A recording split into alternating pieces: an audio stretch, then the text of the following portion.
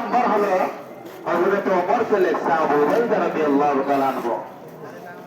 তুমি যদি বেঁচে থাকো আগামী মাস পর্যন্ত তোমাকে জনগণ তোমাকে প্রধানমন্ত্রীর জায়গায় সবকিছু রাখবে কিনা এটা তুমি সিদ্ধান্ত দিতে হবে।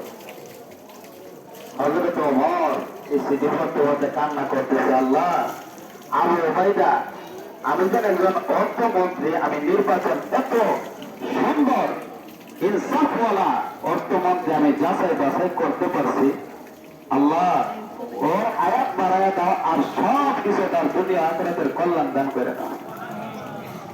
আর বলে তো পাওয়া দিলাম মানে বুঝলেন না কথা, কি দিল আর গালি দিল। কিন্তু সাহাবীদের কেমন, তাদের নীতি কেমন, আদর্শ কেমন, ওই দুইটা সত্য শোনার পরে তার জন্য কি করছে, দোয়া করছে। তাহলে এরকম হওয়ার দরকার আছে না? না, সমাজে এরকম মানুষ আছে? হ্যাঁ, বর্তমান সমাজে নাই তো হয়েছে কি কম, মানে যদি কয়েকটা লাখ টাকার মালিক হইতে পারে তার গোটা নিয়ে মানুষ এলাকা থাকতে পারে না, বোঝা নাই কথা? এরকম আছে না নাই? মানে পাওয়ার দেয়া থাকে কেমনে যেন আগে, মানে আদার স্ট্যান্ডে হইলে দেখা, বোঝেন নাই কথা?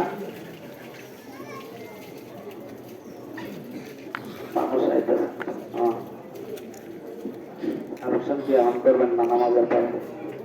আচ্ছা, এখন সারা দেশে দুর্নীতি করতে করতে হুজুরের লোকে দুর্নীতি করে, বোঝেন কথা? তার লোকে দুর্নীতি করে, মানে হুজুরের